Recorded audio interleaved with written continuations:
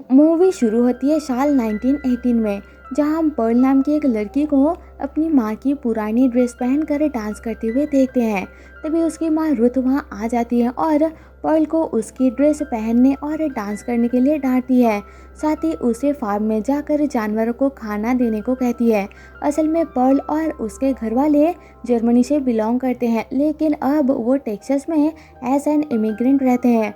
Perl की family में उसकी माँ, उसकी पैरालाइज्ड फादर और उसका हस्बैंड हावर्ड होता है, जो कि एक सोल्जर है और फर्स्ट वर्ल्ड वॉर में हिस्सा लेने गया होता है।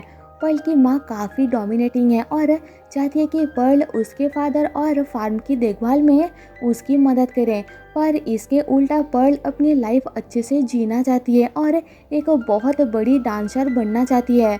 इसके बाद पर्ल गुस्से में नीचे आती है और जानवरों के साथ बातें करती है कि कैसे वो स्पेशल है, पर उसकी माँ को उसकी एबिलिटी का कुछ नहीं पता। इतने में वहाँ एक गूस आ जाता है, तो पर्ल उसे देखकर काफ़ी गुस्सा हो जाती है और उस गूस को मारकर फार्म के पास की पॉन्ड के एक एलिगेटर को खिला देती है, जिसे वो थीडा नाम से बुलाती है। रात में हम पर्ल को अपनी मॉम की डिनर बनाने में हेल्प करते हुए देखते हैं। फिर वो अपने हस्बैंड की पुरानी चिट्ठियों को पढ़कर उसे याद करती है। फिर पर्ल अपने फादर को खाना और दवा खिलाती है। साथ ही उनके साथ डिस्कस करती है कि कल वो उनकी दवा लेने बाहर जाएगी और थिएटर में डांसर की पिक्चर भी देख के आएगी। इतने में वहाँ पर्ल की माँ आती है और उसे कल उसके फादर की दवा लाने के लिए पैसे देती है। उसे रास्ते में अपना फेस कवर करने और किसी से भी बात करने से मना करती है। अगले दिन पर्ल अपने डैड की दवा लेने जाती है और वहाँ बने थिएटर में बैठकर पिक्चर देख के बहुत खुश होती है। थिएटर से वो डांसिंग गर्ल्स की पैम्पलेट उठा लेती है और बाहर निकलकर उसकी मुलाकात वहाँ के प्रोजेक्शनिस्ट के साथ होती है। तो पर्ल उसे बताती है कि उसे डांस बहुत पसंद है और वो एक डांसर बनना चाहती है। ये सुनकर प्रोजेक्शनिस्ट उसे एक और शो फ्री में देखने के लिए इनवाइट करता है, पर पर्ल कहती है कि उसे अपने फादर का ख्याल रखने के लिए घर जाना होगा। पर्ल के अपने फादर के लिए इतना केयर देखकर प्रोजेक्शनिस्ट उसे पिक्चर में से एक फ़ोटो निकाल के देता है और साथ ही पर्ल को अपनी फैमिली के साथ साथ अपने ड्रीम्स को भी अच्छे से पूरा करने के लिए कहता है। साथ ही पर्ल को कभी भी थिएटर में आने के लिए इनवाइट करता है। पर्ल उस फोटो और पैम्पलेट को लेकर बहुत खुशी से घर की ओर निकलती है, पर रास्ते में वो फोटो हवा से उड़कर खेत में गिर जाती है। तो पर्ल बहुत परेशान होकर फोटो ढूंढने लगती है। खेत में स्केरक्रो से डर जाती है। फिर वो उस स्केरक्रो को नीचे उतारकर उस प्रोजेक्शनिस्ट को इमेजिन करके उसके साथ डांस करने लगती है। फिर हम देखते हैं कि पर्ल के लेट घर वापस आने के लिए उसकी माँ उसे डांटती है और उसे अपने आप को और अपने फादर को साफ करने के लिए बोलती है। नहाते हुए पर्ल अपने फादर से बोलती है कि वो आज पिक्चर देखकर आई है और उसे समझ आया है कि मूवी में काम करने के लिए उसे बिल्कुल परफेक्ट होना होगा। डिनर टेबल पर रुथ पर्ल को दवाई के पैसे कम होने का कारण पूछती है, तो पर्ल कहती है कि उसने रास्ते में कैंडी खाया था, जबकि उसने वो पैसे पिक्चर देखने के लिए यूज़ किए होते हैं। रुथ पर्ल का डिनर छीन लेती है और कहती है कि वो रास्ते में कैंडी खाकर आई है, इसलिए उसे ये खाना नहीं मिलेगा। पर्ल को भूख लगी होती है, फिर भी उसकी माँ उसे खाना नहीं देती और साथ ही पर्ल को वार्न करती है कि उसे केयरलेस होकर अपने फैंटेसी वर्ल्ड से बाहर निकलकर अपनी रिस्पॉन्सिबिलिटीज़ को समझते हुए अपनी रियलिटी को एक्सेप्ट करना चाहिए, नहीं तो वो बहुत वीक पर्सनालिटी बन जाएगी। उस रात पर्ल को बिना खाए ही सोना पड़ता है। अगले दिन पर्ल और रुथ को हावर्ड की माँ और बहन मिस्टी मिलने आते हैं, जो कि काफ़ी अमीर होते हैं। वो रुथ और पर्ल के लिए एक पिग लाते हैं, पर रुथ वो एक्सेप्ट नहीं करती और हावर्ड की माँ उस पिग को पर्ल के घर के बाहर रख देती है। इधर मिस्टी पर्ल को मिलती है। वो दोनों काफ़ी अच्छे दोस्त होते हैं। मिस्टी पर्ल को बताती है कि इस सैटरडे चर्च में डांस का ऑडिशन है और वो चाहती है कि पर्ल भी उस ऑडिशन में जाए। पर्ल ये जानकर काफ़ी एक्साइटेड होती है और मिस्टी को ऑडिशन के लिए चर्च में मिलने का वादा करती है। वो दोनों ये बात सीक्रेट रखने का डिसाइड करते हैं। उस रात पर्ल अपनी माँ की ड्रेस पहनकर छुप के प्रोजेक्शनिस्ट को मिलने जाती है। उसे बताती है कि वो सैटरडे को चर्च में होने वाले डांस ऑडिशन के लिए प्रैक्टिस करना चाहती है और उसे कुछ डांस पिक्चर दिखाने को कहती है। प्रोजेक्शनिस्ट पर्ल को एक इलीगल एडल्ट मूवी दिखाता है। फिर वो दोनों बातें करते हैं और प्रोजेक्शनिस्ट फिर से पर्ल को अपने ड्रीम पूरा करने के लिए समझाता है कि लाइफ कभी सेकंड चांस नहीं देती, इसलिए उसे जो करना है अभी प्रेजेंट में रहकर करना होगा। यह सुनकर पर्ल उसे कहती है कि जब तक उसके पेरेंट्स जिंदा हैं उसकी लाइफ रिस्पॉन्सिबिलिटी से भरी रहेगी। वो अपने सपने बस उनके मरने पर ही पूरे कर सकती है। प्रोजेक्शनिस्ट पर्ल को समझाता है कि वो जब चाहे उसके पास आ सकती है और वो उसे उसके सपनों की दुनिया में ले जाएगा। पर्ल उसे थैंक यू बोलकर घर की ओर आती है। अगली सुबह पर्ल अपने फादर से छुटकारा पाने के लिए उसे थीडा को खिलाने का सोचती है।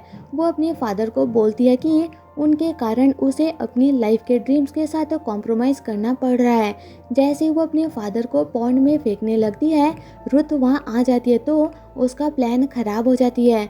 रुथ पर्ल को प्रेजेंट में रहकर अपना बेस्ट देने के लिए एडवाइस करती है। इसके बाद रुथ को पर्ल का डांस पिक्चर वाला पैम्पलेट मिल जाता है। रात को डिनर टेबल पर पर्ल और रुथ में ज़बरदस्त आर्ग्यूमेंट होती है। पर्ल रुथ को समझाती है कि वो बस एक बार डांस शो पर जाकर खुद को ट्राई करना चाहती है, जो सुनकर रुथ गुस्सा हो जाती है और पर्ल को समझाती है कि कैसे उसने और उसके फादर ने लाइफ में सैक्रिफाइस करके उसे पाला है, कैसे रुथ को उसके पैरालाइज्ड हस्बैंड का ख्याल रखने के लिए अपने ड्रीम्स को सैक्रिफाइस करना पड़ा है। और पर्ल को ये भी समझाती है कि उसने पर्ल को डांस करते हुए देखा है, वो कैपेबल नहीं है, जिससे गुस्सा होकर पर्ल उससे बस एक चांस मांगती है। पर रुथ उसे कहती है कि वो अपने सेल्फिश सपनों के लिए किसी भी हद तक जा सकती है, इवन अपने पेरेंट्स को भी मार सकती है। इस बहस में दोनों के बीच हाथापाई हो जाती है, जिसमें रुथ की ड्रेस और बॉडी को आग पकड़ लेती है। उसकी सारी बॉडी पूरी तरह से जल जाती है। पर्ल रुथ की बॉडी को खींचकर बेसमेंट में डाल देती है और अपने फादर को किचन में छोड़कर तूफान भरी रात में प्रोजेक्शनिस्ट के पास पहुंच जाती है, जहां वो दोनों इंटीमेट होते हैं। सुबह होने पर प्रोजेक्शनिस्ट पर्ल को उसके घर छोड़ने जाता है तो उसे घर के बाहर हावर्ड की माँ का दिया हुआ पिग दिखता है, जिसमें बहुत से कीड़े लगे होते हैं। रात के हंगामे के बाद सारा सामान इधर उधर बिखरा हुआ होता है। पर्ल प्रोजेक्शनिस्ट को अपने फादर से मिलाती है, जो अभी भी डिनर टेबल पर होते हैं। फिर उसे अपने बेडरूम में ले जाती है और उसके साथ इंटीमेट होने लगती है। पर घर के बाहर पड़े पिग और घर की हालत से प्रोजेक्शनिस्ट को कोई गड़बड़ होने का शक होता है, तो वो बेडरूम से बाहर निकलता है और पर्ल से घर की ऐसी हालत का कारण पूछता है। पर्ल कहती है कि उनके डॉग ने घर की ये हालत की है। इसके बाद पर्ल उसे अपने फार्म हाउस ले जाती है, जहाँ उसे अपने सारे पेट से मिलाती है। पर डॉग के बारे में पूछने पर प्रोजेक्शनिस्ट को कहती है कि उनके पास डॉग नहीं है, जिससे प्रोजेक्शनिस्ट का शक यकीन में बदल जाता है। वो वहाँ हुई गड़बड़ को महसूस करते हुए पर्ल को ऑडिशन के लिए गुड लक बोलकर वहाँ से निकलने की कोशिश करता है। पर पर्ल को लगता है कि प्रोजेक्शनिस्ट उसे धोखा दे रहा है और वो पर्ल को उसके ड्रीम्स को अचीव करने में हेल्प करने से अपने वादे से मुकर रहा है। इससे गुस्सा होकर पर्ल प्रोजेक्शनिस्ट के सीने पर पिच फॉक से हमला कर देती है और उसे बहुत ब्रूटली मार देती है। फिर पर्ल ऑडिशन के लिए रेडी होकर अपने फादर को मिलती है। उन्हें थैंक यू बोलते हुए मुंह पर कपड़ा बांधकर उन्हें भी मार देती है और जाते जाते प्रोजेक्शनिस्ट की बॉडी और गाड़ी को पॉन्ड में फेंक देती है। फिर वो रेडी होकर अपना सारा सामान बांधकर सिलेक्शन के लिए पूरा श्योर होकर ऑडिशन के लिए पहुंचती है। मिस्टी भी वही होती है जो कि ऑडिशन के लिए थोड़ा नर्वस होती है, पर पर्ल अपनी सिलेक्शन के लिए फुल कॉन्फिडेंट होती है। पर जजेस पर्ल की एज और उसके ऑल अमेरिकन ना होने के कारण उसे रिजेक्ट कर देते हैं, जिससे पर्ल का दिल और सपने टूट जाते हैं। उसे दुखी देख मिस्टी उसे घर छोड़ने के लिए आती है, पर अपनी मॉम के दिए हुए पिग को बाहर कीड़ों में पड़ा देख मिस्टी को भी गड़बड़ का एहसास होता है। मिस्टी पर्ल के साथ बैठ के उसे ऑडिशन क्लियर ना कर पाने के कारण कंसोल करती है, तो पर्ल अपने दिल से बोझ हटाने के लिए मिस्टी को हावर्ड मानकर बताती है कि वो हावर्ड से बहुत ज़्यादा ही गुस्सा थी और नफरत करने लगी थी, क्योंकि उसे लगा था हावर्ड से शादी करने के बाद उसकी गरीबी और सारी प्रॉब्लम्स दूर हो जाएगी। हावर्ड से शादी उसकी इस गरीबी भरी लाइफ से अपने ड्रीम्स की तरफ जाने का रास्ता होगा, पर हावर्ड की उल्टा पर्ल की फैमिली के साथ शिफ्ट होने का डिसीजन उसे यही फंसा दिया।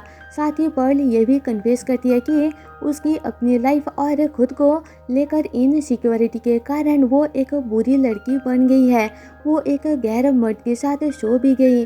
उसकी इसी वीकनेस और बुराई ने उसे बेजुबान जानवर, प्रोजेक्शनिस्ट और अपने पेरेंट्स को मारने के लिए फोर्स किया। पर्ल कहती है कि वो जानती है कि उसने जो किया वो ठीक नहीं हो सकता, पर फिर भी वो अपनी गलतियों को सुधारना चाहती है और इसी फार्म में हावर्ड के साथ अपनी बाकी लाइफ खुशी से बिताना चाहती है। ये सब सुनकर मिस्टी बहुत डर जाती है और पर्ल को ये बात किसी को ना बताने का झूठा प्रॉमिस देकर वहाँ से निकलने की कोशिश करती है। पर्ल के बार बार फोर्स करने पर मिस्टी कन्फेस कर लेती है कि उसने डांस ऑडिशन क्लियर कर लिया है। मिस्टी वहाँ से निकलने की कोशिश करती है तो पर्ल उसके ऊपर कुल्हाड़ी से हमला करती है और उसके फेस पर बुरी तरह कुल्हाड़ी मारकर उसे मार देती है।